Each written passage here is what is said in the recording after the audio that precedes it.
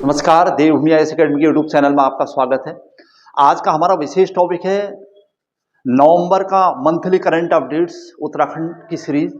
और इसमें एक महत्वपूर्ण टॉपिक हमारे पास आना है कि जिस प्रकार हमने जनवरी से अक्टूबर तक की पूरी सीरीज मंथली आपके सामने रखी थी और आज नवंबर के अंतिम दिन हम फिर से नवंबर के पूरे मंथ की सीरीज आपके सामने रख रहे हैं और इसका पूरा डिटेल और एक महत्वपूर्ण वीडियो आपके लिए होगा और आने वाले एग्जाम में आरओ में बहुत बड़ी भूमिका निभाएगा, ये आप भी जानते हैं।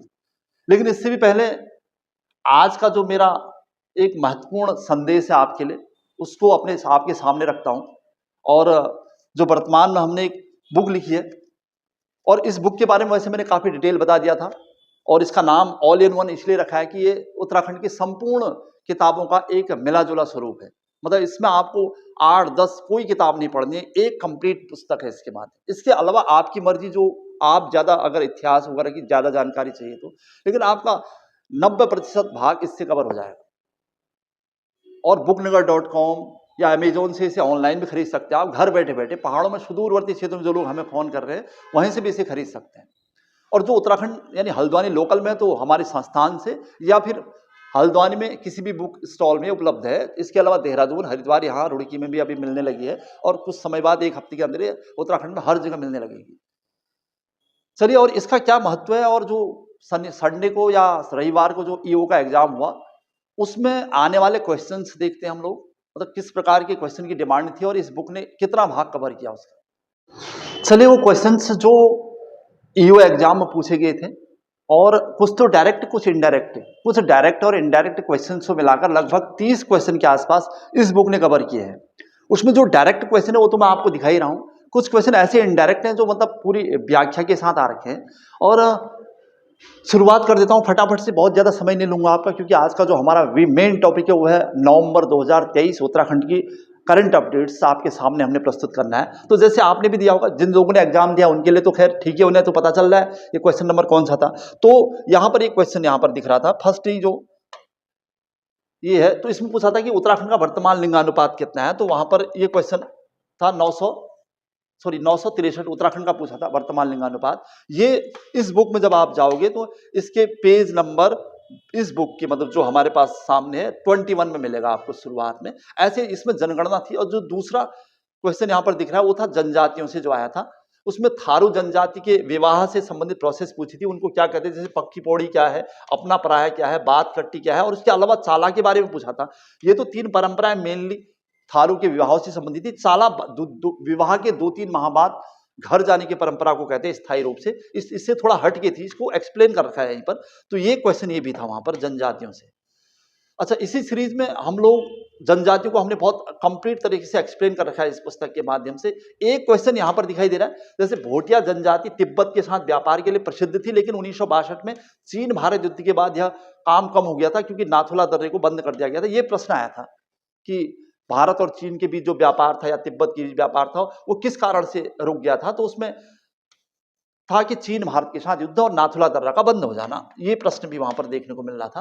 तो इसकी डिटेल थी यहाँ पर पूरी तरह से। और फिर उसके बाद और क्वेश्चन जो डिस्ट्रिक्ट वाइज यहाँ पर वन रिपोर्ट थी, उसमें से भी ये डायरेक्ट क्वेश्चन था। उत्तराखंड का सर्वाधिक 1% वाला जिला नैनीताल, ये डायरेक्ट क्वेश्चन था। ठीक हो गया, इसमें कुछ बहुत ज्यादा प्रश्न थ्योरी नहीं थी। अब इसी सीरीज में हम लोग आगे बढ़ते गए और इस सीरीज में हमने देखा कि एक क्वेश्चन उत्तराखंड के वनों को हमने यहाँ पर जो एक्सप्लेन कर रखा है, ये था कि उत्तराखंड के राष्ट्रीय उद्यान, वैसे कोई भी बुक होगी तो उत्तराखंड के राष्ट्रीय उद्यान तो एक्सप्लेन होंगे, मतलब इसका मतलब ये नहीं था। और दूसरा कि उत्तराखंड, उसमें पूछा था कि इनमें से कौन उत्तराखंड का राष्ट्रीय उद्यान नहीं है। तो हमने उत्तराखंड के राष्ट्रीय उद्यान को यहीं पर, जैसे गंगोत्री, राजाजी, नंदा देवी, कॉर्बेट, गोविंद और कुल्लू की घाटी को सेट कर रखा है और उसका एरिया और उसकी स्थापना का क्रम एक साथ लिखा हुआ है। इससे क्या होगा, आपको सारे दिख रहे होंगे। तो जो इसमें नहीं होगा वो मतलब उत्तराखंड का नहीं होगा। इसी सीरीज में हम जैसे आगे बढ़े तो उत्तराखंड के मंदिर और मेले करके हमने एक बड़ा सा टॉपिक बना रखा था। तो उसमें हमने पौड़ी गढ़वाल के मंदिर में ये पूछा था कि राहु मंदिर, ये प्रश्न पूछा था, पैठानी का राहु मंदिर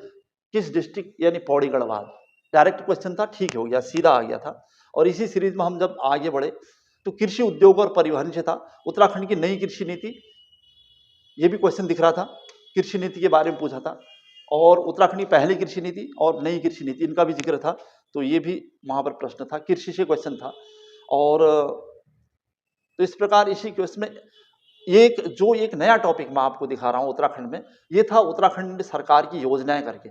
उत्तराखंड सरकार की योजनाएं नाम से हमारे उत्तराखंड में कोई ऐसी बुक नहीं है जहां उत्तराखंड सरकार की योजनाओं को डिटेल किया गया है। ये आप मान के चलिए।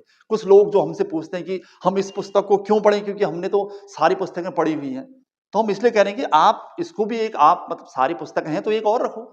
इसमें एक्स्ट्रा क्या है वो मैं बता रहा था कि इसमें उत्तराखंड सरकार की योजनाओं को डिटेल किया गया है।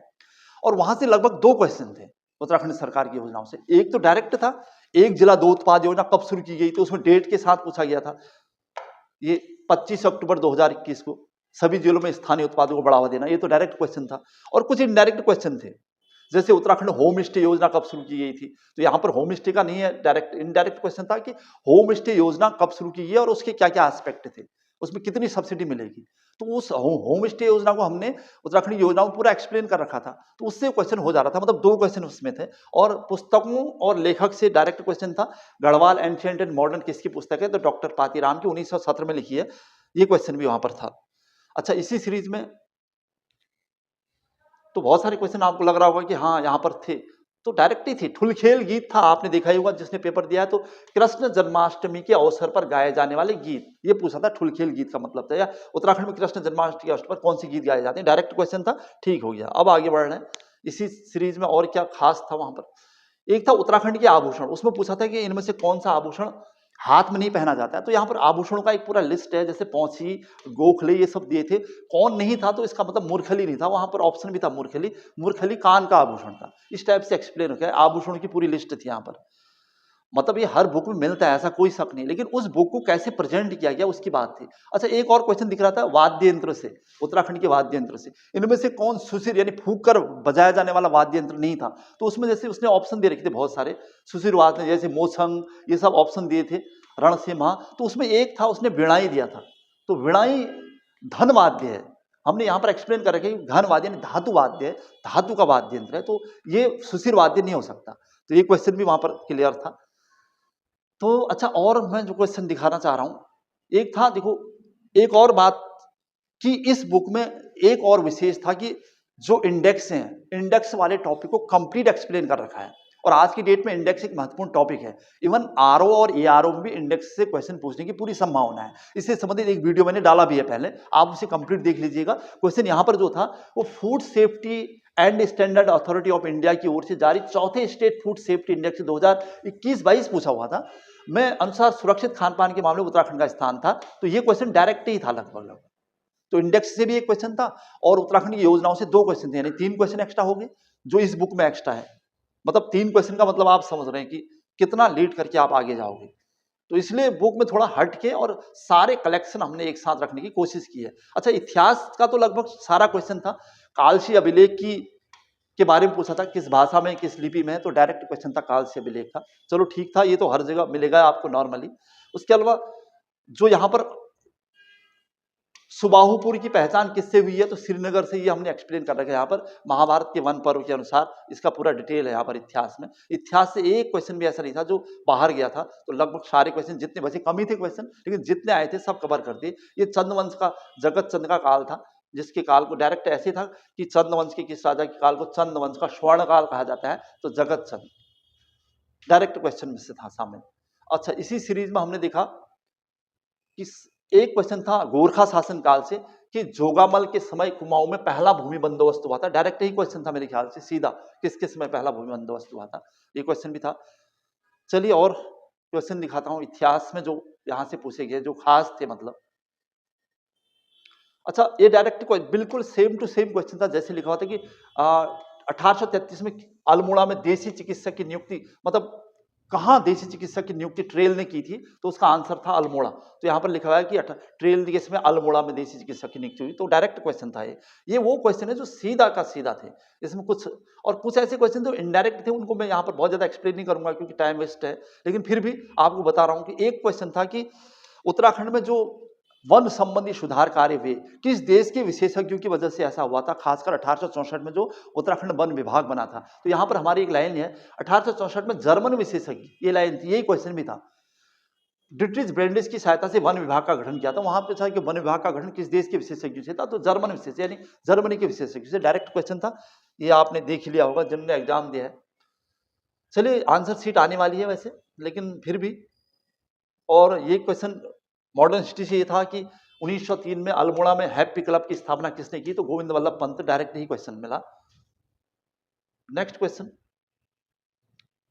इसी सीरीज में आप देख रहे हैं डोला पाल की आंदोलन का डिटेल था कि डोला पाल की आंदोलन का उद्देश्य मतलब किन किन लोगों के लिए था। यहां पर सीधा लिखा है कि सामाजिक व्यवस्था के खिलाफ दलितों यानी शिल्पकारों के इस आंदोलन का उद्देश्य, मतलब किन के लिए था, मतलब ये शिल्पकारों या दलित यानी निम्न वर्गीय के लिए था, उनका उच्च वर्ग के खिलाफ अभियान था डोला पाल की। तो हिस्ट्री पूरी कवर हुई है। उसके अलावा हमने एक टॉपिक बना रखे यहाँ उत्तराखंड के नाम और उपनाम जितने भी है 100 150 सब टोटल एक साथ कवर कर रखे। तो 2 क्वेश्चन इस पेज ने हमें दिए थे, उसमें एक था लोकरत्न पंत का नाम घुमानी पंत, और इसी सीरीज में हम लोग आगे बढ़ रहे हैं।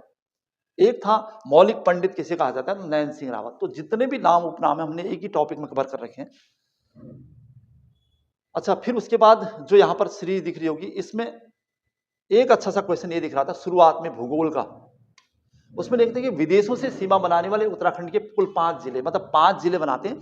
इनमें से कौन सा जिला, उत्तराखंड का जिला, विदेशों से सीमा नहीं बनाता है? तो केवल 5 बनाते हैं उत्तराखंड से, उत्तरकाशी, चंपावत, चमोली, पिथौरागढ़। तो उसमें पूछा था अल्मोड़ा। तो इनमें से कौन विदेशों से सीमा नहीं बनाता है? तो इसका मतलब अल्मोड़ा नहीं बनाता, क्योंकि ये 5 ही बनाते हैं। तो हमने उत्तराखंड के मैप को बेस मानकर मैप बेस स्टडी करके एक टॉपिक डाला हुआ अलग से, कौन जिला कितनों से लगता है, नहीं लगता, किससे सीमा बनाता है, नहीं बनाता है। तो इस क्वेश्चन को भी इनडायरेक्टली पूछा गया था। और क्वेश्चन देखेंगे तो आप, एक ये अच्छा सा प्रश्न था, पहला ही पेज होगा ये। मुख्यमंत्री भुवन चंद्र खंडूरी के कार्यकाल के दौरान पंचायती राज संशोधन अधिनियम 2008 के अनुसार महिलाओं को 50% आरक्षण, उत्तराखंड में महिलाओं को 50% आरक्षण कब किया गया पूछा था। उसमें 2006, 7, 8 ये सब पूछा था। तो डायरेक्ट क्वेश्चन था। अच्छा, दूसरा क्वेश्चन इसी पेज का एक और, एक पेज से 3 क्वेश्चन थे। उसमें एक क्वेश्चन ये था कि राज्य गठन से पूर्व उत्तराखंड में विधानसभा की कितनी सीटें थी? तो 22 सीटें, और विधान परिषद की 9 सीटें। यहीं पर एक्सप्लेन हो रखा है। तो इस पेज से 2 क्वेश्चन हमें दिखे, इसी पेज से। और जो क्वेश्चन यहां पर दिख रहे हैं, जर्मन विशेषज्ञ ब्रिटिश ब्रेंडिस, ये हो गया था क्वेश्चन। अच्छा, लोक संगीत, उत्तराखंड के कितने लोगों को संगीत नाटक अमृत अवार्ड या लोक संगीत नृत्य लेखन में योगदान के लिए दिया गया था? तो उसमें 4, मतलब 3, 4, 6, 8 था। तो इसका आंसर ये करंट उत्तराखंड करंट अपडेट्स करके हमने एक टॉपिक बना रखा है। जितने भी पुरस्कार दिए गए विगत 1 वर्ष में सब एक्सप्लेन कर रखे हैं। तो 4 लोगों को ये दिया था, वहां पर ऑप्शन 4 था, 4, 6, 2 स्टेप से ऑप्शन थे। तो संगीत नाटक अमृत अवार्ड उत्तराखंड के 4 लोगों को मिला था। ये भी एक क्वेश्चन था। चलिए और देखते हैं, बहुत सारे क्वेश्चन आप मिल गए होंगे, आपको लग रहा होगा कि हाँ ठीक है, आए थे क्वेश्चन। जोगामल के समय पहला भूमि बंदोबस्त, ये क्वेश्चन आया ही था। तो ये थे क्वेश्चन, और ये डायरेक्ट क्वेश्चन जो आए थे इस पुस्तक के माध्यम से। और दूसरी बात मैं बता दूं, बहुत सारे लोग जैसे उत्तराखंड के सुदूरवर्ती क्षेत्रों से फोन कर रहे हैं कि इस पुस्तक को कहाँ से खरीदा जाए, क्या किया जाए। वैसे हमने हर जगह लिंक शेयर की है आपकी।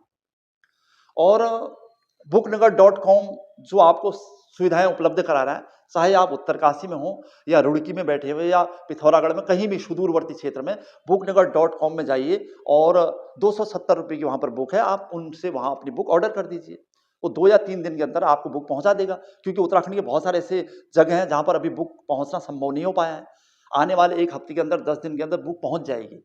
और जो इसका पहला एडिशन संस्करण आपके सामने दिख रहा है, तो इसमें हमने पूरी प्रयास किया कि सारे बुक का एक कलेक्शन हो। और नेक्स्ट जो इसका पार्ट आने वाला है, उसमें हम लोग जो खामियां रह जाएंगी या आपके द्वारा हम तक जो संदेश होगा कि और कुछ इसमें भरपाई की जानी चाहिए, और बेहिचक होकर अपने संदेश और अपनी सलाह भी दे सकते हैं। और कहीं पर कुछ मिस्टेक हो गई है पहली बार में, तो उसको भी सुधारने के प्रयास आप लोग भी कर सकते हैं, ये आपसे उम्मीद करते हैं। और बहुत अच्छा रिस्पॉन्स है फिलहाल इस बुक का, और ऑनलाइन बहुत अच्छी जा रही है बुक। इसलिए उम्मीद है कि आप लोग भी इस बुक तक पहुंचेंगे और हमारे संदेश को अच्छी तरह से समझने का प्रयास करेंगे। चलिए आज के टॉपिक पर चलते हैं। हम जो हमारा विशेष टॉपिक रहता है वो है ये उत्तराखंड करंट अपडेट्स नवंबर 2023।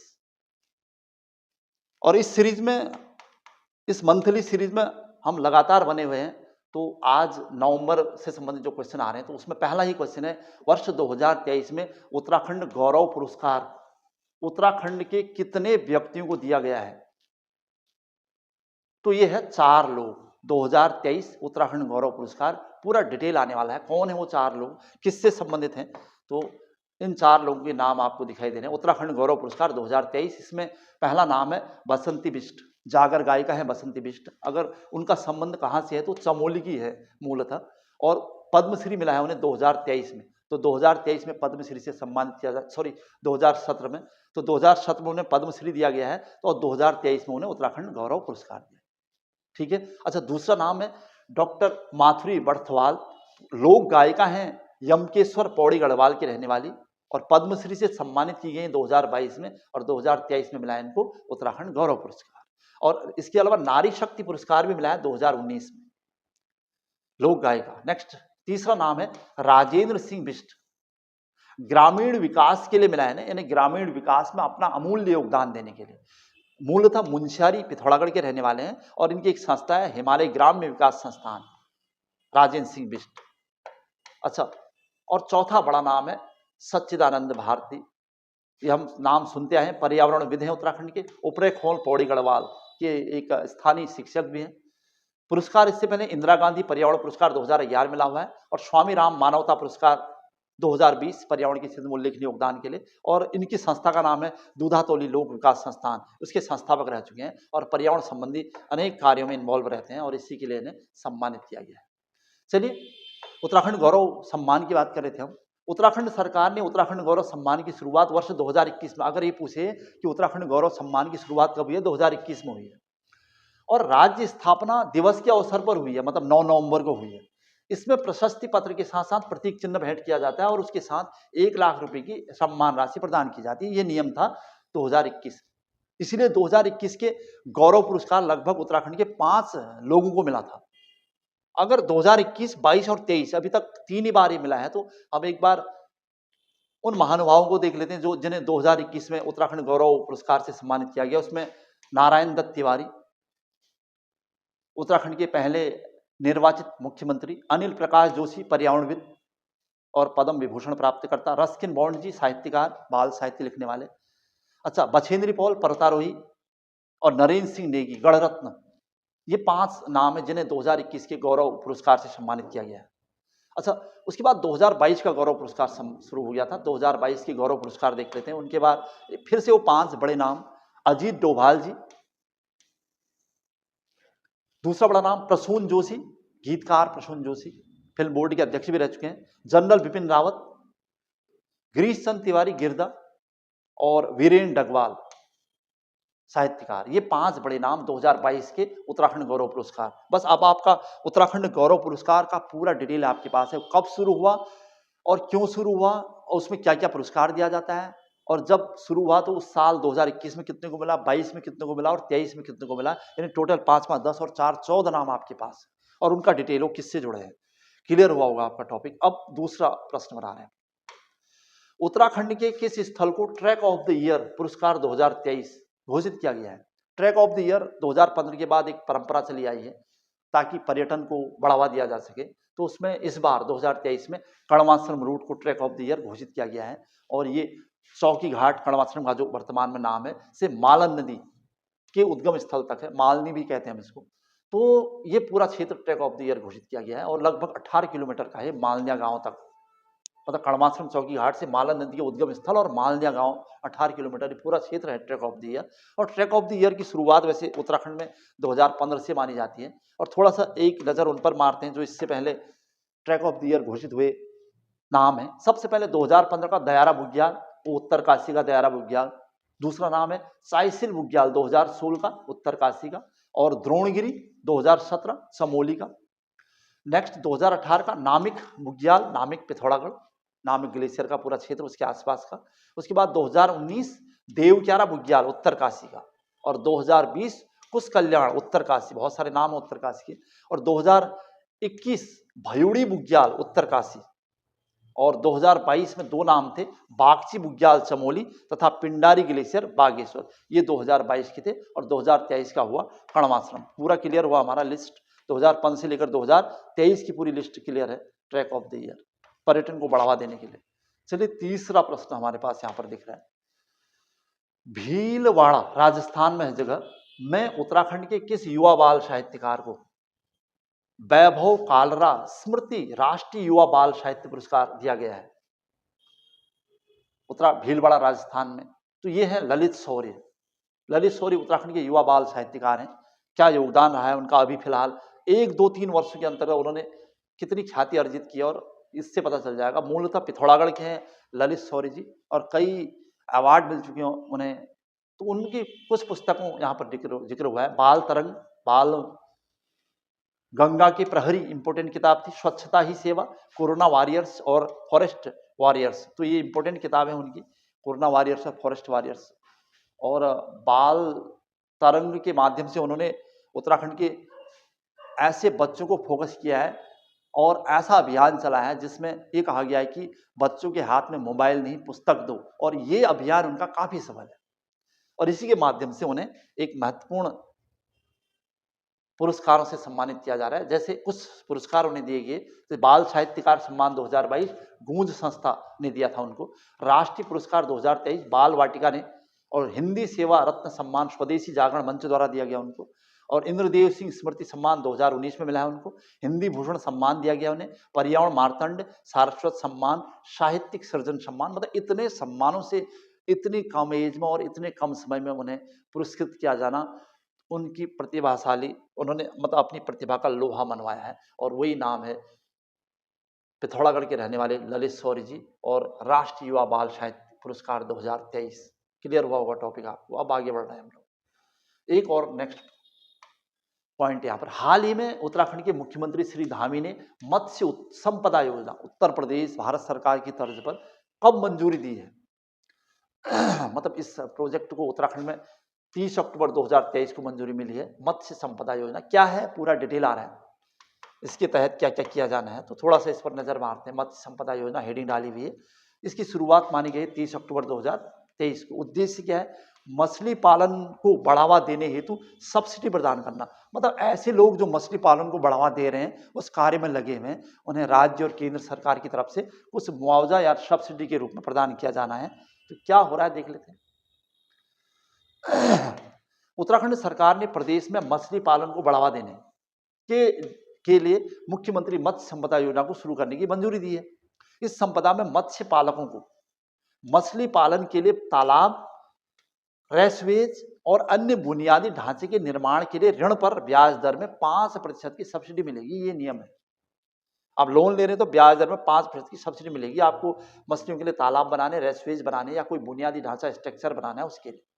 और नियम और क्या है इसमें खास बात है, सब्सिडी जो मैं कह रहे ना, सब्सिडी मिलेगी, अनुदान मिलेगा, उसमें 3% राज्य सरकार की ओर से और 2% केंद्र सरकार की ओर से देने का प्रावधान है।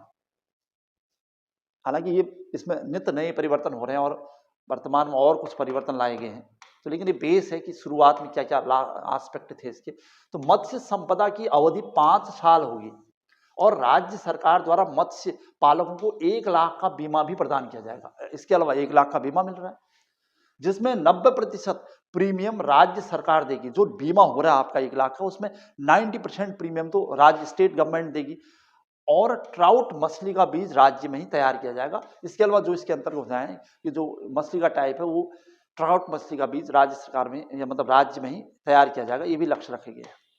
अच्छा, इस योजना के तहत लगभग 4000 लोगों को मछली पालन व्यवसाय से जोड़ने का लक्ष्य, मतलब रोजगार से जोड़ने का लक्ष्य।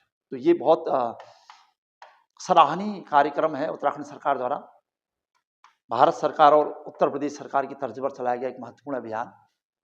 चलिए आगे बढ़ते हैं। नेक्स्ट, मुख्यमंत्री श्री पुष्कर सिंह धामी ने किस शहर में उत्तराखंड महोत्सव का उद्घाटन किया है?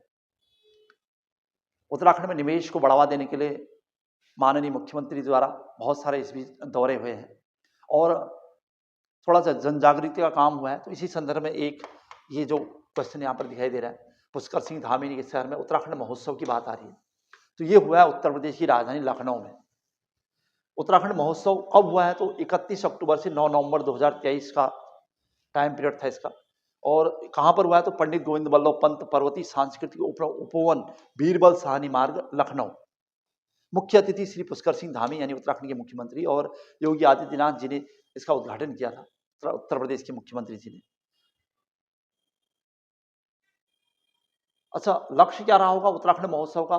कि उत्तराखंड के निवासी यानी जो उत्तराखंड से बाहर रहने वाले लोग हैं वो उत्तराखंड आकर निवेश करें, या बाहर के लोग भी या बाहर देश से बाहर रहने वाले लोग भी अधिक से अधिक उत्तराखंड में आकर निवेश करें। उसमें उत्तराखंड सरकार उनको प्रमोट करेगी, मदद करेगी और सब्सिडी प्रदान करेगी। ये सब एस्पेक्ट है इसके। चलो आगे बढ़ जाते हैं।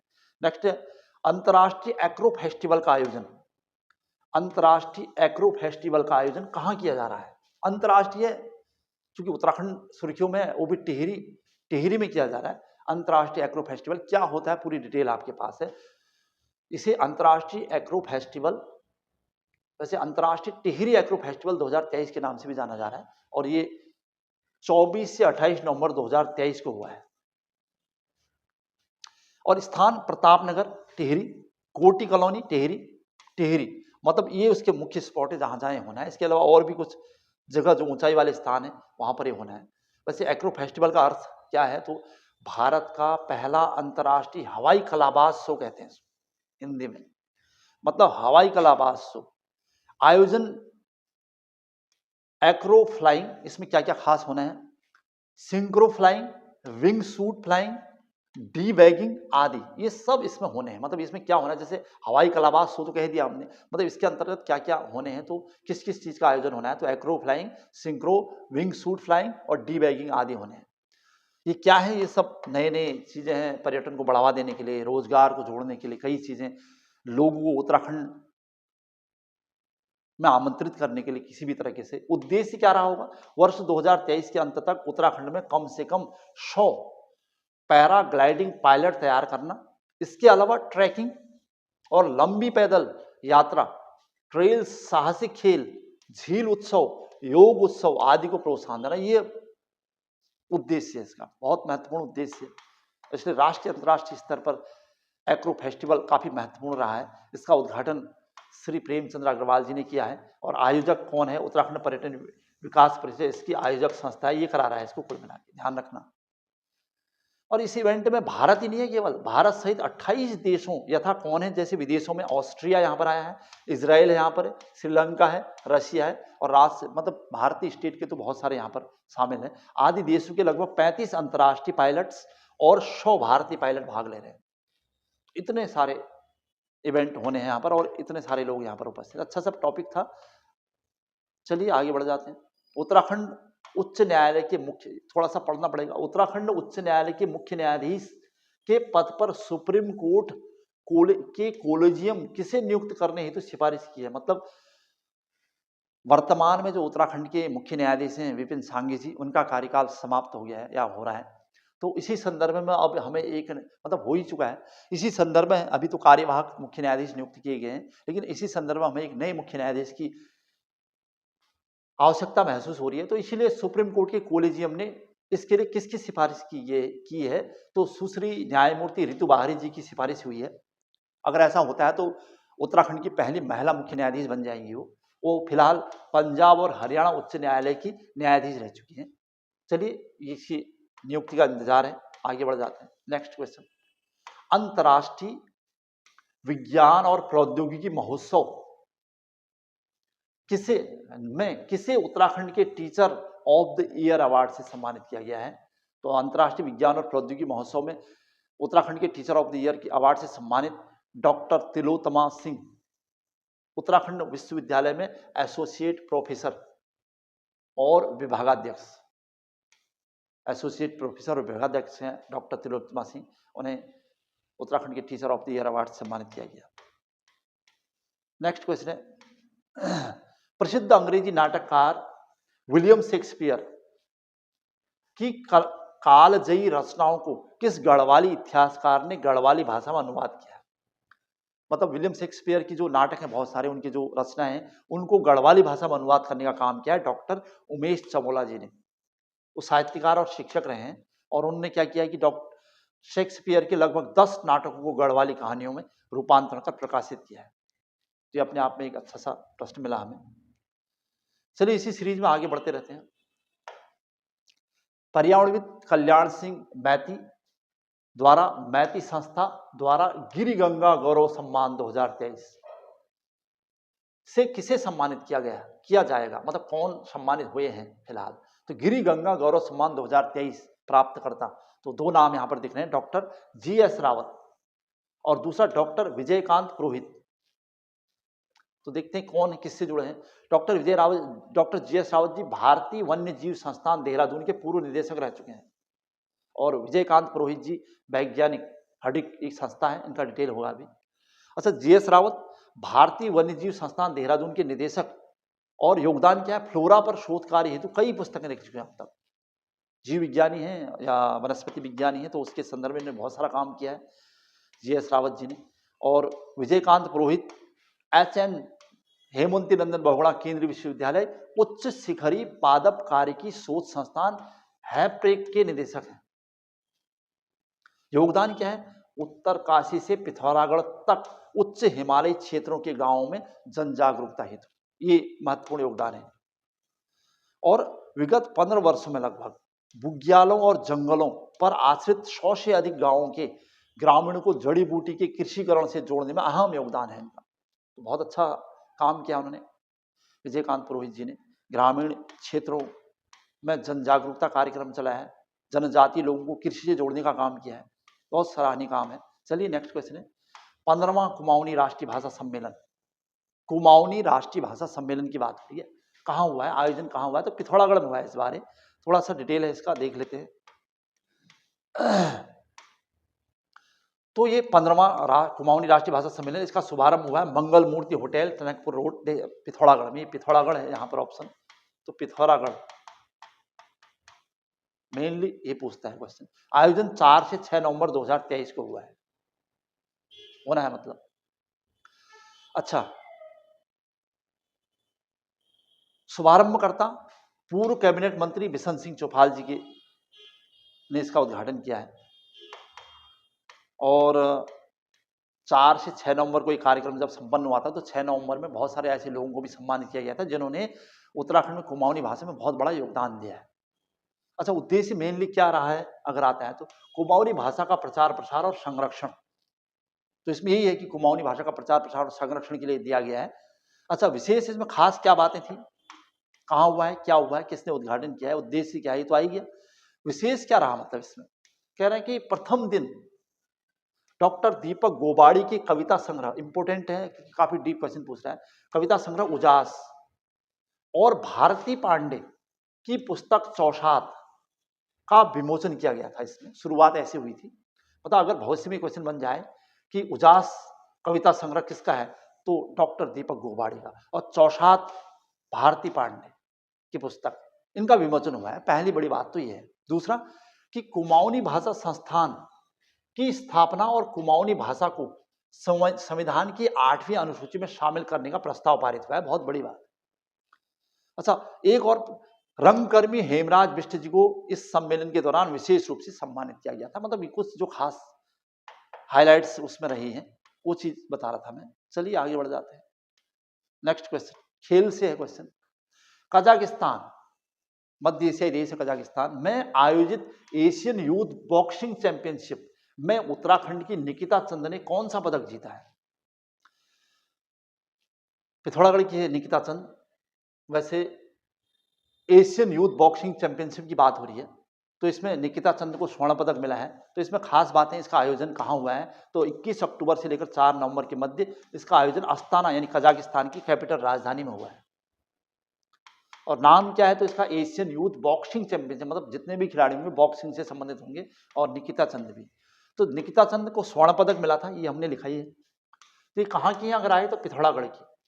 इसके अलावा रजत पदक यानी सिल्वर मेडल किसको मिले थे, काजल फरसवाण को, ये भी पिथौरागढ़, और दीपा मेहता को, ये भी पिथौरागढ़। ये 3 बड़े नाम पिथौरागढ़ के खिलाड़ी, दीपा मेहता, काजल फरसवाण और निकिता चंद, इन्हें बॉक्सिंग के लिए गोल्ड और सिल्वर पदक मिले हैं। चलिए आगे बढ़ते हैं। नेक्स्ट क्वेश्चन, मुख्यमंत्री श्री पुष्कर सिंह धामी ने कहां पर मिलेट बेकरी आउटलेट का उद्घाटन किया है। मिलेट यानी मोटा अनाज, आजकल काफी सुर्खियों में मिलेट मिशन योजना, तो इसका आंसर है देहरादून में किया है माननीय धामी जी ने मिलेट बेकरी आउटलेट का उद्घाटन। तो क्या है, कब हुआ ये सब, तो इसके बारे में थोड़ा सा जान लेते हैं। इसका उद्घाटन हुआ है 16 नवंबर 2023 को सचिवालय कैंपस देहरादून में हुआ है। उद्देश्य क्या है, मोटे अनाजों पर आधारित उत्पादों को बढ़ावा देना और महिला स्वयं सहायता समूह की आजीविका में वृद्धि करना। और इसके तहत हुआ क्या खास, तो मिलेट उत्पाद बेकरी स्थापित की जाएगी देहरादून और पौड़ी में। ये कहा गया है कि देहरादून और पौड़ी गढ़वाल में मिलेट उत्पाद बेकरी स्थापित होगी, ये इसमें निकल के आया है। और इसकी शुरुआत कब हुई, क्या हुआ, सब आपके पास है, क्या उद्देश्य रहा था। चलिए नेक्स्ट क्वेश्चन की तरफ जा रहे हैं। हिमालयी राज्यों में, मतलब जितने भी हिमालयी राज्य, आपदा प्रबंधन और न्यूनीकरण हेतु आपदा जोखिम न्यूनीकरण केंद्र कहाँ स्थापित किया जा रहा है। मतलब हिमालयी राज्य तो अब वर्तमान में 10 हैं, वैसे 11 थे टोटल, कि मतलब हिमालयी राज्यों में आपदा प्रबंधन और न्यूनीकरण के लिए आपदा जोखिम न्यूनीकरण केंद्र कहाँ स्थापित किया जा रहा है, तो उत्तराखंड में होने वाला है। तो ये भविष्य में होगा, तो इसलिए प्रश्न पेंडिंग है। नेक्स्ट क्वेश्चन, उत्तराखंड के हल्द्वानी निवासी अपूर्व सिंह कार्की को किस फिल्म के निर्देशन हेतु बेस्ट डायरेक्टर का फिल्म फेयर अवार्ड दिया गया है, तो ये आंसर है सिर्फ एक बंदा काफी। अवार्ड सेरेमनी मुंबई में हुई है 26 नवंबर 2023 को, और कुल 5 पुरस्कार मिले हैं उनकी इस निर्देशित फिल्म को। अच्छा, इसमें उन्हें विशेष रूप से best film, best actor, story और बेस्ट डायलॉग के लिए यानी 5 पुरस्कार मिले हैं। चलिए, अच्छा प्रश्न था ये भी। अब एक बहुत ज्यादा हाईलाइट पूरे देश और विदेशों में सबसे ज्यादा हाईलाइट जो टॉपिक है वो है उत्तराखंड के उत्तरकाशी में सिलक्यारा सुरंग किन 2 स्थानों के मध्य है, तो इसका आंसर यहाँ पर जो दिख रहा है, बड़कोट सिलक्यारा, सिलक्यारा डालडी, चिन्यालीसोड़ सिलक्यारा। तो इसका आंसर ये दिख रहा है, थोड़ा इसका डिटेल ही होगा मेरे ख्याल से नीचे, तो थोड़ा सा देख लेते पहले, तब इसके आंसर पर आते हैं। तो सबसे पहले यहाँ पर सिलक्यारा सुरंग जो काफी सुर्खियों में चल रही थी, और सबसे बड़ी बात कि सिलक्यारा सुरंग में फंसे हुए 41 मजदूरों को वहां से बाहर निकालने में कामयाबी जो मिली है, तो ये संपूर्ण देश का एक सराहनीय प्रयास है। और क्या समस्याएं थी, क्या क्या हुआ, किसकी वजह से ये सब हुआ, वो सब थोड़ा सा, क्योंकि विकास एक सतत प्रक्रिया है जिसका होना अति आवश्यक है, लेकिन विकास विनाश को ला दे ये नहीं होना चाहिए। इसलिए इसके लिए सही और निर्देशित तकनीकी की आवश्यकता है, और हमारे इंजीनियर्स बहुत अच्छा काम कर रहे हैं। एक आध है इन ऐसी घटनाओं की वजह से विकास रोका नहीं जा सकता, और आज की डेट में देश में बहुत सारी लंबी लंबी बहुत बड़ी बड़ी सुरंगें बनाई गई हैं, जो विकास का एक बहुत बड़ा प्रमाण भी है। उसी में एक सिलक्यारा सुरंग है, थोड़ा सा इसके बारे में चाहिए तो लंबाई लगभग 4.5 किलोमीटर जो लिखा रहा था, 4.513 किलोमीटर, लागत है 854 करोड़ रुपए। निर्माण कार्य जुलाई 2018 से शुरू हुआ है इसको, और महत्व क्या है इसका, गंगोत्री यमुनोत्री को जोड़ने वाला महत्वपूर्ण मार्ग होगा ये, यानी 4 धामों के लिए, खासकर गंगोत्री यमुनोत्री जो उत्तरकाशी में है। यह उत्तराखंड के उत्तरकाशी जिले में निर्माणाधीन एक महत्वपूर्ण सुरंग है, और 4.531 जो हम कह रहे हैं, लंबी 2 लेन सुरंग लगभग मानी जाती है। पहाड़ों में ज्यादा इससे संभव नहीं है, जो 4 धाम अर्थात ऑल वेदर रोड परियोजना का हिस्सा है, जो ऑल वेदर रोड डेवलप हो रहा है उसी का एक महत्वपूर्ण हिस्सा था ये। चलिए, जो इससे प्रश्न बन सकते हैं तो उसकी बातें हम लोग कोशिश कर रहे हैं कि क्या प्रश्न इससे बन सकता है। ये तो एक सामाजिक मुद्दा जैसा हो गया था आज की डेट में, लेकिन अब प्रश्न इसे NH 134, वर्तमान में NH 94 को 134 कहा जा रहा है, ये आपको भी पता चल गया होगा, पर बनाया गया, मतलब NH 94 जैसे 134 कहते हैं उस पर ये बन रहा है। अच्छा, फरवरी 2018 में केंद्रीय मंत्रिमंडल ने इस सुरंग के निर्माण को मंजूरी दी थी, जिसे सिलक्यारा बैंड बाराकोट सुरंग, इस नाम से इसका नाम है, सिलक्यारा बैंड बाराकोट सुरंग के नाम से नाम दिया गया था। अच्छा, सबसे बड़ी बात, निर्माण करने वाली कंपनी जो इसको बना रही है तो उसका नाम भी जरूरी है, तो उसका नाम है नवयुग इंजीनियर्स कंपनी। बहुत सारे लोगों ने नवयुग इंजीनियर्स कंपनी पर भी आरोप लगाए हैं कि उसकी वजह से ऐसा हो रहा है, और इससे पहले भी कई छुटपुट घटनाएं हो चुकी हैं, लेकिन हम सबको ये जानना होगा कि नवयुग इंजीनियर्स कंपनी बहुत सारे ऐसे प्रोजेक्ट को अंजाम दे रही है, और इन बहुत बड़े अंजामों में जो देश के विकास में बहुत बड़ी भूमिका निभा रही है, उसमें एक आध ऐसी घटनाएं हो जाती हैं, हो सकती हैं, उसमें सभी को सहयोग की जरूरत है। चलिए, ये NEC के नाम से फेमस है, NEC कंपनी निर्माण करने वाली, और मुख्यालय इसका विशाखापट्टनम, आंध्र प्रदेश। और इसको यही नहीं, मतलब सिलक्यारा टनल ही नहीं, बल्कि इससे पहले 2020 में ऋषिकेश कर्णप्रयाग रेल प्रोजेक्ट की भी जिम्मेदारी दी गई है इस NEC को, ध्यान रखिएगा। अच्छा, कारण घटनाएं क्यों हुई, क्या हुआ, ये सब वैसे तो जनरल है, क्योंकि पहाड़ों में है तो या सेंसिटिव जोन होने की वजह से घटना तो स्वाभाविक है, कुछ छोटी घटनाएं तो होनी थी, लेकिन यमुनोत्री राष्ट्रीय राजमार्ग पर निर्माणाधीन सुरंग में दुर्घटना और 41 मजदूर जो उसमें फंसे थे, उसका हिस्सा सिलग्यारा सुरंग के मुहाने से लगभग 200-300 मीटर की दूरी पर मलबा गया था। मतलब ये आपने भी देख ही लिया होगा। कारण वैसे कह रहे हैं कि चट्टान के संवेदनशील हिस्से, और जो ऑस्ट्रेलिया के एक्सपर्ट थे उन्होंने भी कहा कि यहाँ की मिट्टी बहुत भुरभुरी है और निर्माण के दौरान कई घटनाएं हो सकती हैं या हो रही थी, तो निर्माण के समय नज़र इन चीज़ों पर ज़्यादा फोकस करने की ज़रूरत है। और पानी का रिसाव की वजह से, पानी का रिसाव होता रहता है ऐसी क्षेत्रों में, तो इसकी वजह से खतरा है, यहाँ पर ऐसी संभावनाएं बनी हुई। अच्छा, जो सुरंग में, अच्छा जो इस टाइप के पहाड़ी क्षेत्र में सुरंग की जाती है उसकी दो विधियां हैं, कहता है कि ड्रिल विधि और ब्लास्ट विधि। और सुरंग बोरिंग मशीनों का प्रयोग करने की वाली विधि, मतलब इस टाइप की बहुत सारी विधियां हैं, खासकर ड्रिल और ब्लास्ट विधि और सुरंग बोरिंग मशीनों का प्रयोग करने वाली विधि। बचाव अभियान में हॉरिजेंटल और वर्टिकल ड्रिलिंग के साथ रेड होल माइनिंग का भी सहारा लिया गया। मतलब जो ये बचाव अभियान हमारा सफल रहा, इसमें हमने क्या क्या किया, किन विधियों का सहारा लिया, उसकी बात चल रही है।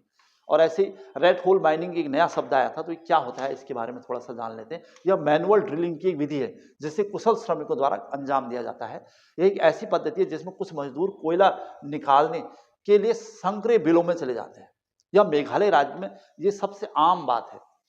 मतलब ये यहाँ भी इसका एक नमूना पेश किया गया है। इसके तहत होता क्या है, जमीन में संकीर्ण गड्ढे खोदे जाते हैं जो आमतौर पर इतने चौड़े होते हैं कि एक व्यक्ति ही उसमें जा समा सके। और इस ऑपरेशन सुरंग के हीरो रेट माइनर्स ही रहे वैसे, जिन्होंने आगर मशीन टूटने के बाद उम्मीद टूटने नहीं दी और सबसे बड़ी कामयाबी दिला दी हमें। तो आगर मशीन जो कि विदेशों से मंगाई गई और उसके टूटने के बाद अंततः वही रेट माइनर्स से ही काम आए, जिन्होंने ये बड़ी भूमिका निभाई। क्या था ये सिस्टम? ऑपरेशन के एक और हीरो है international tunnelling expert Arnold Dix, जिन्हें ऑस्ट्रेलिया से बुलाया गया था। प्रोफेसर डिक्स भूमिगत और परिवहन बुनियादी ढांचे के विशेषज्ञ हैं, इसलिए उनको भी यहाँ पर बुलाना पड़ा था। चलिए कुछ इसके बारे में जो हम खास बातें कर रहे हैं, ये था वो टॉपिक थोड़ा सा जो बहुत ज़्यादा सुर्खियों में रहा था। बहरहाल हम सफल हो चुके हैं इस अभियान में। अब उम्मीद करते कि इस टाइप की कोई घटना आगे नहीं होंगी।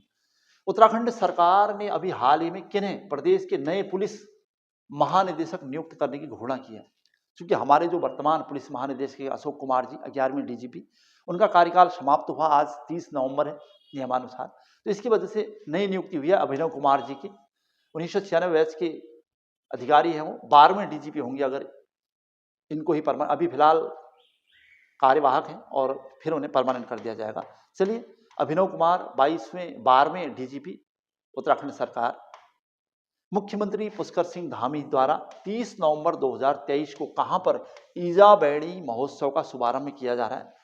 जहां पर मैं ये क्लास ले रहा हूँ, यहीं से ईजाबेड़ी महोत्सव मेरे सामने दिखाई भी दे रहा है और वहां से आवाज़ भी आ रही थी। सुबह से लगभग जब से मैं क्लास ले रहा था 7 बजे से, तो लगातार ये कार्यक्रम यहाँ पर चल रहा था। और मुझे लगा कि उत्तराखंड की जितनी भी, खासकर कुमाऊं क्षेत्र की जितनी भी महिलाएं यहाँ पर उपस्थित, तो एक बहुत बड़ी संख्या में यहाँ पर महिला स्वयं सहायता समूह को सम्मानित भी किया गया है और बहुत सारा प्रोजेक्ट यहाँ पर आगे के लिए तय भी होना है उत्तराखंड में, कि महिलाएं उत्तराखंड की दशा और दिशा को निर्धारित करने वाली हैं, ये तो तय है। और इसकी 30 नवंबर 2023 को यहाँ पर ईजाबेड़ी महोत्सव का शुभारंभ हुआ है। ये हल्द्वानी का MBPG ग्राउंड है। चलिए, ये क्वेश्चन हमारा आज का लेटेस्ट और 30 नवंबर। इसके अलावा एक और क्वेश्चन, एक दो क्वेश्चन और दिख रहे हैं यहाँ पर। ई राष्ट्रीय कृषि बाजार में उत्तराखंड को कौन सा स्थान प्राप्त हुआ है? तो पहला ई राष्ट्रीय कृषि बाजार का मतलब है उत्तराखंड में जो कृषि मंडियां हैं, अब उनका मतलब उनको कैसे डील किया जाए, कृषि मंडियां किस टाइप का व्यवहार कर रहे हैं हमारे किसानों के साथ, या हमारा किसान अपनी मंडी तक पहुंचने में किन दिक्कतों का सामना करना पड़ता है। और सबसे बड़ी बात, जो ये कृषि मंडियां हैं, इन सबको ऑनलाइन करना है। और इसी प्रोसेस में आज उत्तराखंड का पहला स्थान है। तो ये अच्छा प्रश्न मिला हमें। और लास्ट प्रश्न था इसका, अभी हाल ही में उत्तराखंड के कितने उत्पादों को GI टैग प्राप्त हुआ है। GI टैग चूंकि एक बहुत बड़ा टॉपिक है, इसकी हमने अलग से वीडियो भी बनाई थी और अब ये चलता जा रहा है। लेकिन जो आज का क्वेश्चन जो मेरे पास था वो था कि कितने उत्पादों को GI टैग मिला है। तो 18 उत्पादों को GI टैग मिल चुका है वर्तमान में उत्तराखंड के। और ये GI टैग एक अलग से टॉपिक होगा बाद में, जिसका हम डिटेल करने वाले हैं। विद इन 1 और 2 डेज हम अलग से भारत का करंट अफेयर भी आपके सामने रखेंगे। और लेकिन आज विशेषकर यही फोकस था कि जो उत्तराखंड की पुस्तक है मेरे द्वारा लिखी गई, और ये अधिक से अधिक आपके हाथ तक पहुंच सके, ये मेरा उद्देश्य रहेगा। मैं चाहता हूं कि मैंने जो मेहनत की है वो आप तक पहुंच सके और आप मेरे अंतर्मन को समझ के इस पुस्तक का मूल्य समझें। और उम्मीद करता हूं कि अधिक से अधिक उत्तराखंड के ग्रामीण क्षेत्र में ये पुस्तक जाए। जिसको ये पुस्तक नहीं मिल पा रही है वो सीधा मेरे से कांटेक्ट करके कर सकता है, जिसको लग रहा है कि अभी पोस्ट से या डाक द्वारा ही पहुंचने में दिक्कत हो सकती है, ऑनलाइन का कोई माध्यम नहीं है पहाड़ी क्षेत्रों में, तो डायरेक्ट हम लोग यहाँ से बसों से भी हमारे कर्मचारी यहाँ पर उन्हें भिजवा दे रहे हैं। तो ऐसी कोई समस्या नहीं है, बस आप हम पर विश्वास कीजिए। आने वाला समय हम उत्तराखंड के लिए अच्छा कुछ करेंगे। आज की क्लास यहीं पर समाप्त हो रही। जय हिंद, जय उत्तराखंड।